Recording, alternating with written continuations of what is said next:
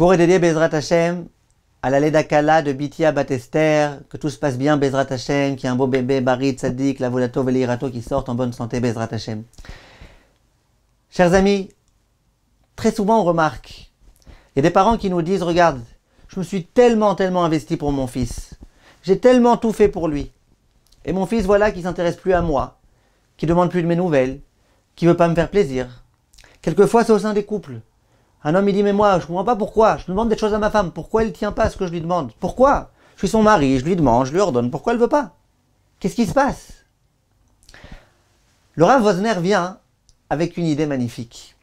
Il dit vous savez que Mordechai Hatzadik, il a demandé à Esther, il lui a dit je te donne l'ordre, quand tu vas être chez Achashverosh, chez le roi Assuérus, ne lui dis pas du tout d'où tu viens.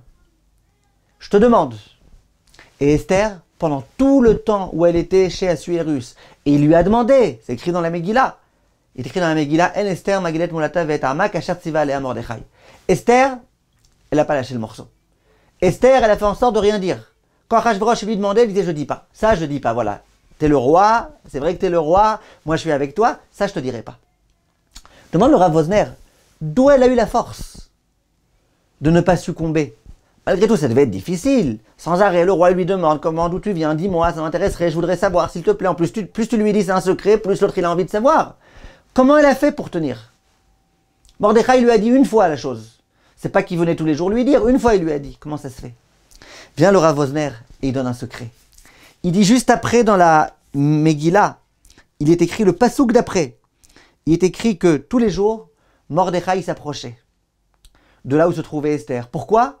Pour savoir comment elle va. La date et Shlom Esther ou Maïe Aseba. Pour savoir qu'est-ce qui se passe avec elle, comment elle va. Il est écrit nulle part que quand il allait, il lui disait, tu te rappelles, hein, attention, ne dis pas d'où tu viens. Non, juste il allait pour savoir comment ça va. Elle va bien, tout va bien, il n'y a pas de problème, elle est en bonne santé, elle est en bon état, tout va bien. Dit le Rav Wosner, elle, comme elle a senti qu'elle était importante aux yeux de Mordechai, que Mordechai s'intéressait à elle, qui voulait avoir de ses nouvelles, qui voulait son bien, eh bien, elle ne se voyait pas aller à l'encontre de la volonté de Mordechai. Peut-être que si Mordechai n'avait pas été tous les jours, elle aurait eu plus envie de dire, peut-être qu'elle aurait craqué à un moment, dit le Rav Wosner. Mais elle ne pouvait pas. Pourquoi elle ne pouvait pas? Parce qu'elle sentait combien elle était importante aux yeux de Mordechai. Sachez, mes chers amis, dans l'éducation, on a envie de faire passer beaucoup de messages, beaucoup de choses. Quelquefois, on passe à côté de l'essentiel. Si on ne montre pas à nos enfants qu'ils sont importants, que eux-mêmes ils sont importants, pas simplement que moi, il faut que j'ai un fils qui soit beau gosse, que eux-mêmes ils sont importants à mes yeux, que je veux savoir comment ils vont. Quand l'enfant il revient du Talmud Torah ou de l'école, c'est pas simplement important de savoir combien il a eu en maths, en physique, ou même en Gemara ou en Chumash. Première chose, tu as passé une bonne journée mon fils? Tu t'es bien amusé pendant la cour de récréation? Ça s'est bien passé avec tes amis? Comment ça va? T'as bien mangé?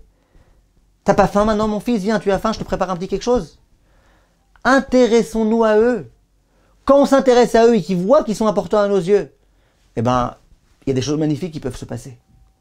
Avec nos épouses, avec nos maris, pareil. Si tu montres à ton épouse combien elle est importante à tes yeux, pas simplement qu'il faut qu'il y ait Shlom Bayit pour que toi, monsieur, tu puisses être tranquille. Ben, le Shlom Bayit, il peut être extraordinaire. Et pareil dans le sens inverse. Si toi, madame, tu montres à ton mari, toi, mari, tu montres à ta femme, dans les deux sens, eh ben, on arrive à des choses extraordinaires. Et d'un coup, l'autre, il a envie d'accomplir notre volonté. Et Ratson Bezrat Hashem qu'on fasse les choses des Shem Shamaim. Et qu'on comprenne que notre fils, notre frère, notre sœur, notre femme, notre mari, c'est pas n'importe qui. Ils sont importants en tant que tels. Ils sont pas importants que parce que c'est mon mari ou ma femme. Ou ils sont importants, c'est des êtres humains, c'est les enfants d'Akadosh Baruch Hu. Il faut se préoccuper d'eux. Il faut s'intéresser à eux. Et plus l'autre y voit qu'on s'intéresse à lui, plus il y a un lien qui se crée. Et plus le lien est fort, plus la confiance peut être forte. Be'atzlacha, mes chers amis.